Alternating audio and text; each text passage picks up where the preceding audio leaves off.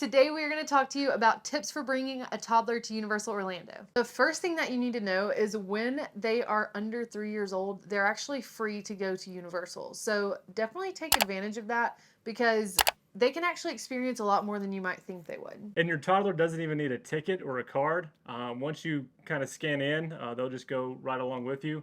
And if you're staying on site, you have to put them in the room reservation, and they'll actually get a little key card that says their name on it. It's really But cute. yeah, it is. But they don't have to use it to get into parks. No, they don't actually have to have a ticket to get in the parks until they're 3 years old. And if you do decide to stay on site, there are some perks that can make your trip a little easier with a toddler. For example, the bus transportation, I think, makes it much easier to get your kid to and from the park. The buses are really easy to load a stroller up into. You don't have to use a car seat or anything because it's just like a big public transport bus. And I think that's easier than using your car every time to load up a Especially car since our seat. toddler doesn't love getting put No. into his car seat. No, So no. if you have that problem, they might love riding on the bus like ours. Yeah, we just eliminate that fight altogether. Another really good thing about staying on site with a toddler is they have food courts in all of the hotels that have things like chicken fingers and fries that they'll like to eat, and you'll be able to get those even late night when you come back from the parks. And if you don't want to go to the food court, you can order a pizza directly to your room. So if you've had a long day at the parks and you're exhausted, you don't want to get your kid out again, you can just order a pizza directly to your room. It's also nice for midday breaks because you can have them deliver that up and you never have to go down into like the main area with a lot of people. You can get them some pizza and let them take a nap in the room. One of the most important things if you stay on site with a toddler is the stroller that you bring. You need to bring one that's light and easy to fold, easy to carry, and something that your kid actually likes sitting in.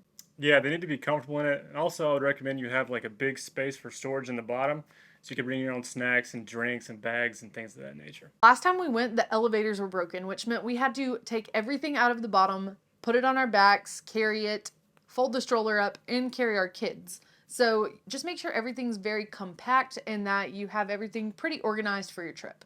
Yeah, and feel free to bring like your own little stroller fans. In the summertime, it gets really hot. So if you just have something to cool your kid down with, that would be really nice. Yeah, it was a lifesaver for us last time. So unlike Disney, the big Wonderfold wagons are allowed at Universal, but I think they're pretty big. We have one. We have the W2, and we did not bring it with us on our trip because it's just giant. It's giant. We did see a lot of people with them, but like it'll be hard to navigate if you're going into a crowded part of the park or a crowded time of the year. It's just they're just so beefy. Yeah, we opted for 2 strollers instead and just had a stroller for each of our kids. That way, if one of them wanted to do something while we needed to take the other one into a store to cool down, we were able to do that. Plus, we could actually go into Hogsmeade. Also, if you're using the bus transportation system, you have to fold up your stroller or wagon, and folding up the Wonderfold is It's tough. it's much tougher than folding up just a smaller stroller. So if you don't want to bring your own stroller, they have a stroller rental spot at the front of each park. So in front of Islands of Adventure and in front of Universal Studios, there's a place where you can rent wheelchairs and strollers. Just go there and you can either rent a single or a double stroller. But renting can get kind of pricey if you're staying for more than a couple days. So we really recommend you just bring your own. Most airlines allow you to check a stroller for free, so utilize that if you're flying and want to bring your own stroller. Just make sure it's very compact. Another service you can take advantage of is Universal's locker rentals. There are lockers available for rent in the front of both parks, and the rental will last you the entire day. It's really good for things that you want to bring with you, but you don't want to carry around all day long. So there are 2 size lockers, the large locker and the family size locker. The large locker is going to be $12 a day, and it's going to be 12 inches by 13 inches by 16.9 inches. And then the family size locker is going to be a little bit bigger. It's going to be 12 by 16.25 by 16.9. So if you need just a little bit more room, you can go for that bigger size for only $3 more. And if you have a big family or a big group, you can all take a change of clothes, a change of shoes. So if you're going to ride a water ride, then more than likely you're going to get pretty wet. And it's always good to have a change of socks or a change of shoes, and those will easily fit in the rented lockers. Yeah, there's plenty of splash pads and places for the kids to play too that we'll talk about later. And having a change of clothes for them is awesome, but you might also want one that doesn't fit in your diaper bag.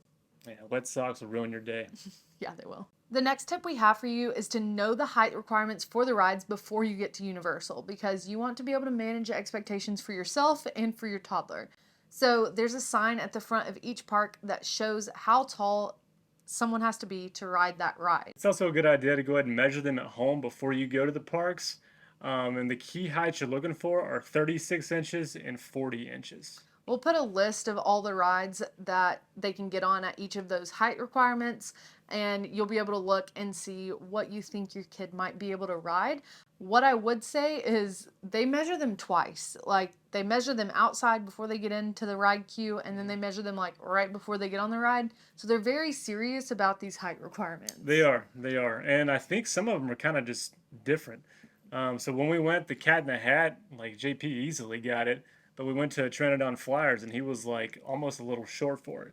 And it's technically the same height requirements. So it's kind of weird, but just kind of manage your expectations there. And if they are 36 inches and you know it, like he's 37 inches, he measures 37 inches at the doctor. But those 36-inch rides, sometimes they have the Trinidad Flyer ones like on a hill, like on a slope. And if they're standing in the wrong spot, it's going to look like they're not tall enough. So yeah. While I have you here, like, subscribe, and smash that bell. So Universal is catered more towards adults with thrill rides, but there are a few parts of each park that are good for kids. I think Islands of Adventure is definitely a better park for kids right now, but we're going to go through both parks and tell you different places that kids can hang out and different rides that they can ride. Starting in Seuss Landing, there's a ride called One Fish, Two Fish, Red Fish, Blue Fish. And what that is kind of a Dumbo-esque ride where you get in your own little vehicle and you go around in a circle. There are water aspects to this, so you might get a little wet if you ride it. But there is no height requirement for that, so all kids can do it. That ride is not very efficient, so it does not hold a lot of people, and you're going to be waiting a while in line, especially if people who have Express Pass want to come ride it. So you're sitting there for like 40 minutes just to ride a 37-second ride. Yeah. The next ride is the Carousel. And the Carousel is it's just a carousel ride. It's just your classic carousel ride, but it has the Dr. Seuss characters and animals that you'll sit on. It's a really cute ride, and it's another one that has no height requirement. So just like One Fish, Two Fish, it might get a little bit longer of a line just because everyone can ride it. If you're a fan of carousels, it's a good one. Next up is a fan favorite, and that's Cat in the Hat. The height requirement for that one is 36 inches, and it is such a fun ride. It is. It reminds me of The Little Mermaid or something. There's a lot Winnie the Pooh. Winnie the Pooh, yeah. There's just a lot of characters throughout. And it's fun, especially for kids. JP loved it. Yeah, it goes through a storyline, and it's like you're getting a book read to you, which is super cool. It's great for that land, like that theming. It's a good ride. And typically the wait's not very long. Like if it says 5-10 minutes, it's essentially a walk-on.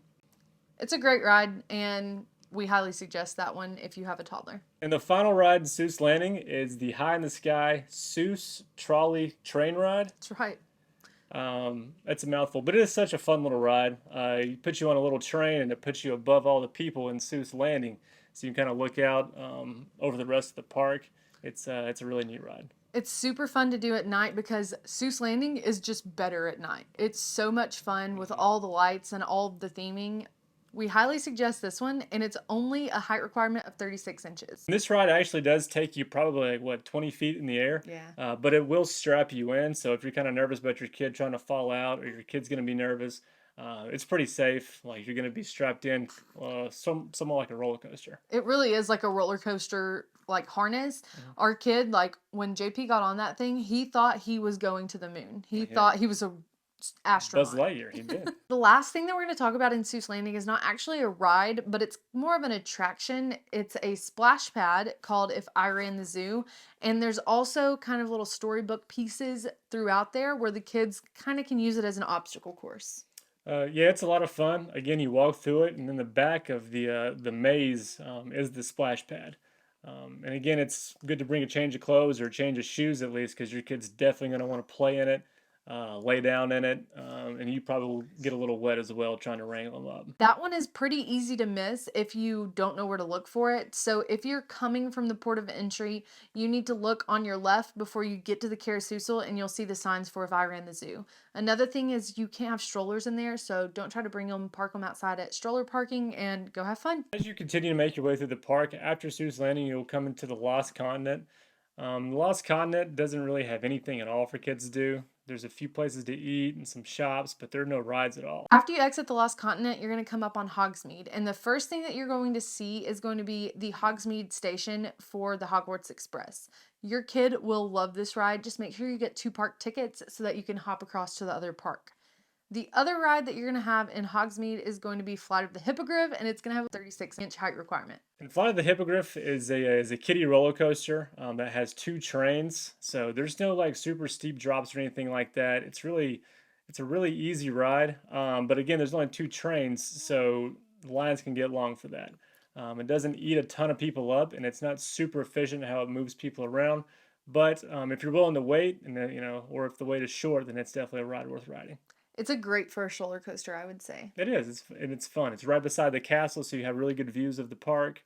It's really neat. It's a good ride. Leaving Hogsmeade, you're going to come up on Jurassic Park, which is a super fun area for kids. Yeah, the centerpiece of Jurassic Park is the Discovery Center. And if you're a fan of the original movies, like you'll easily recognize what that is. It literally looks just like the Jurassic Park Discovery Center. It's very cool. It's 2 levels, so upstairs there's a restaurant, a gift shop, and downstairs there's a spot for games for kids, an interactive play area. There's a baby dinosaur and eggs. You get to see them hatch sometimes. It's a super cool area. It just offers a lot of things for your kid to do, especially on a hot day. It's a great place to go inside, catch some AC, and let your kid just kind of run around and play with the interactive stuff. The next place in Jurassic Park is going to be Camp Jurassic, and it's so much fun, even for adults. There are so many trails. It's like an interactive discovery, I would say. It is. There's like caves, but also there's like water guns, trails in the sky, water guns, rope courses. It's a great place for kids. You can just let them run, obviously follow along with them and kind of watch them. But there's really nothing dangerous for them to get hurt on. There's slides. It's super cool. That's also where the only ride that your child might be able to do in Jurassic Park is going to be located. And that's going to be the Pteranodon Flyers. And what the Pteranodon Flyers is, it's kind of like a roller coaster where you're actually hanging under the track in like a dinosaur seat.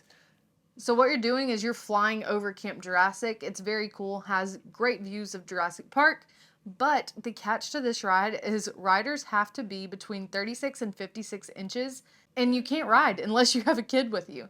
So it's a pretty specific ride. The line does get long just because it's something that all the kids want to do. It is. And it's really safe. The way they strap the kid in, it looks scary because you're just kind of hanging, over Camp Jurassic about 30 feet. It looks like swings is what you would think that they're strapped in is like those cheap swings that you see on I-4 that just go up in the air and swing. That is not it. That is not it. What it is a strap across your belt, but then it also has a strap that goes around younger kids' legs, and they pull that so tight so they can't move. So it is very safe. We were worried about it too. I will say if your kid is kind of afraid of heights, I wouldn't force them on it because once they get on there, they're kind of locked in. And you sit front to back, so the kid sits in front and the parent sits behind, so you can't sit beside them. Nah, so if they're going to be a little leery of being alone riding, I would just wait on until they're a little older. And as you continue to make your way through the park, you'll come across Toon Lagoon. And Toon Lagoon doesn't offer any rides specifically for kids, but the entire area is kind of just one big splash pad. Yeah, there's water going all the time, and there's a little area of the ship that Popeye owns. I think it's Me Ship the Olive is what it's called on the maps. And kids can kind of run around, play on that ship, and squirt people who are trying to ride the water rides in Toon Lagoon. Yeah. And I think, kids will have a good time in that area just because there's water spigots shooting everywhere and there's a lot of opportunities to just get soaking wet. But if you're going to allow your kid to go through all that, make sure they have a change of clothes or change of, socks and shoes at least, or else they're going to be wet for the rest of the day. And the last area of Islands of Adventure is going to be Marvel Superhero Island, which is such a fun land for kids. It is, and there are two rides in Superhero Island. There's Stormforce Acceleratron, which is kind of this spinny Teacup deal. ride. Yeah, kind of like teacups. And there's no height requirement for that. And that's where you'll also find the Spider-Man ride. And the Spider-Man ride has a 40-inch height requirement. So the Spider-Man ride is actually pretty intense for simulator type rides that they have at Universal. It moves around a lot. There's fire. It's a really cool ride if your kid is tall enough to ride it. And also, if you, as a parent, don't get motion sickness. Yeah, he can't ride it.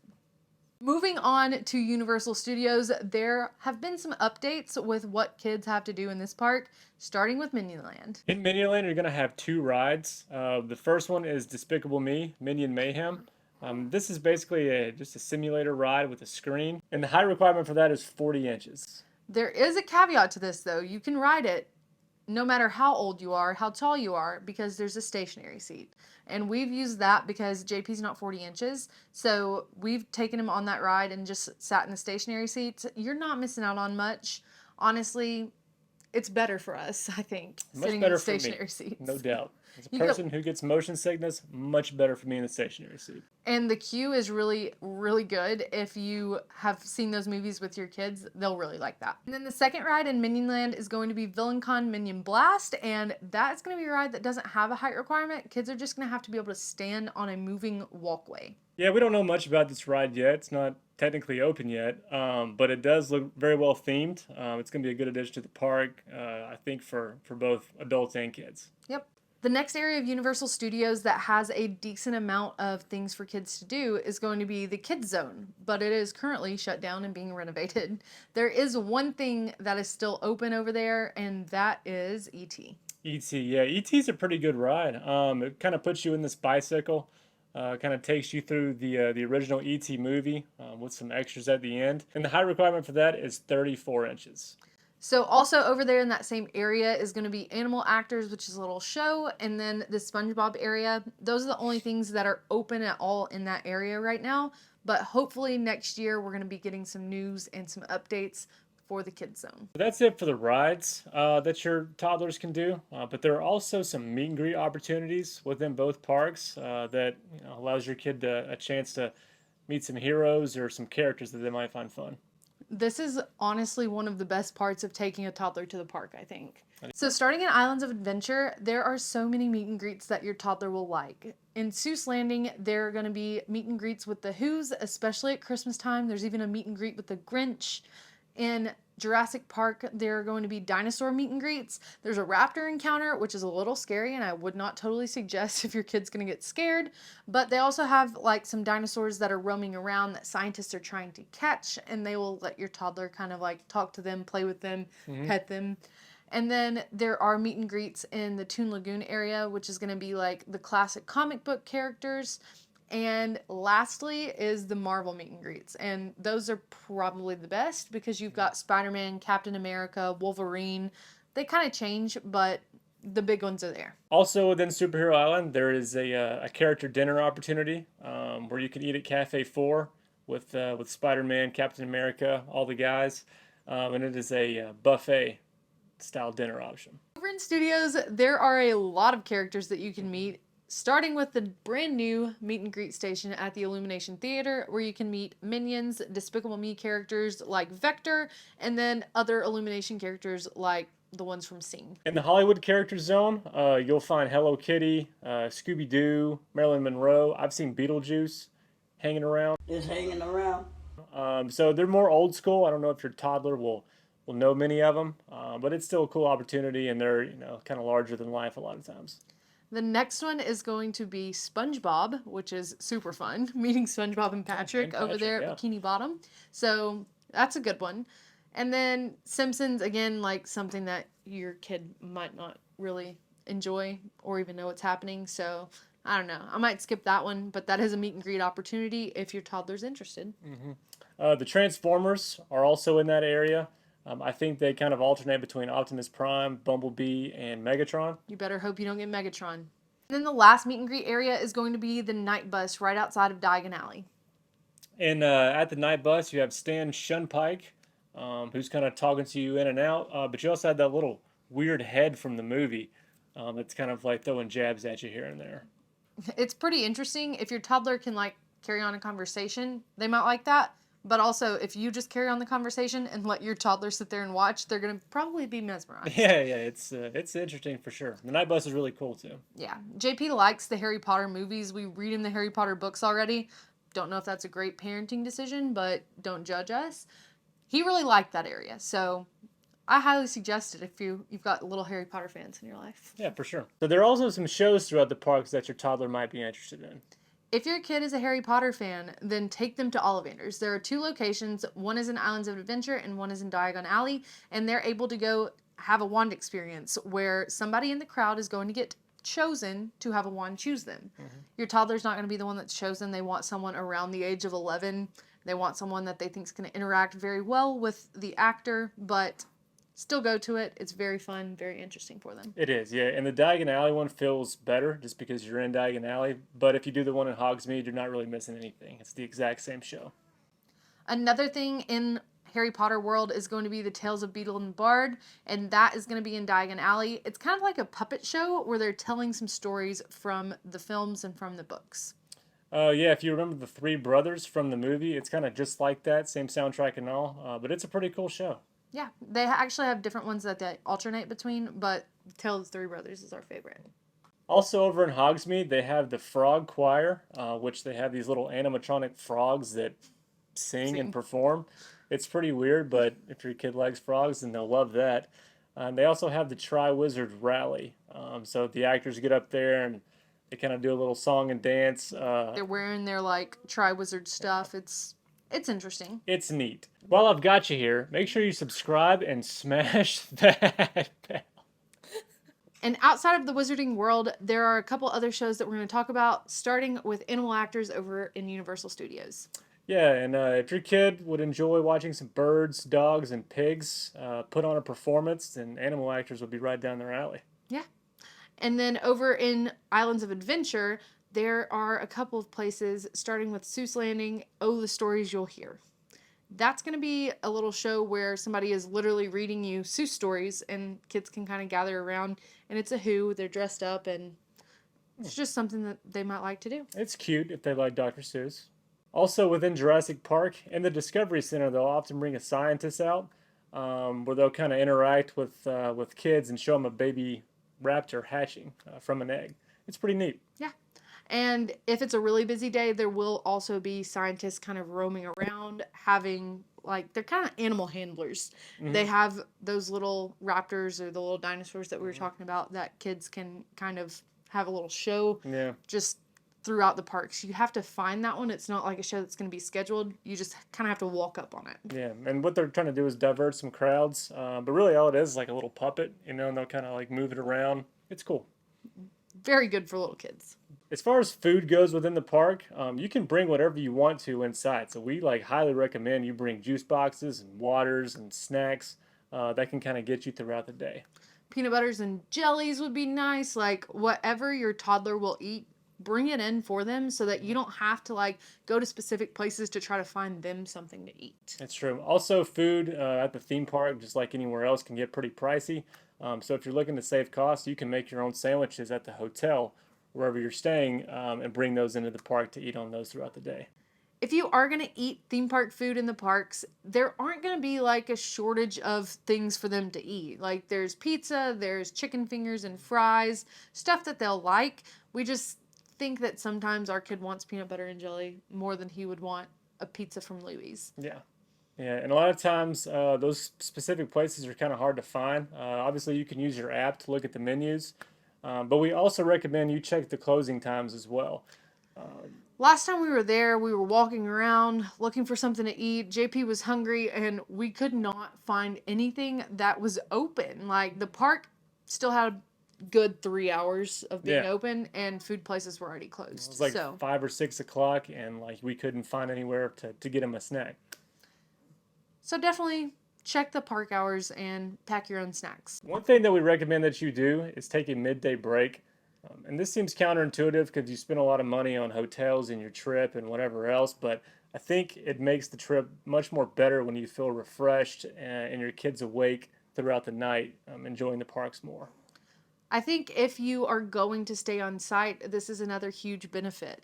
You can take the transportation to and from the resort. It's so much easier than having to load up in a car, and you get that break. They can take a nap, and then you come back refreshed, ready to go. Oftentimes, if you don't break at all, that summer sun's beating down on you. By the time it gets 6, 7 o'clock, like you're angry, your kid's getting angry.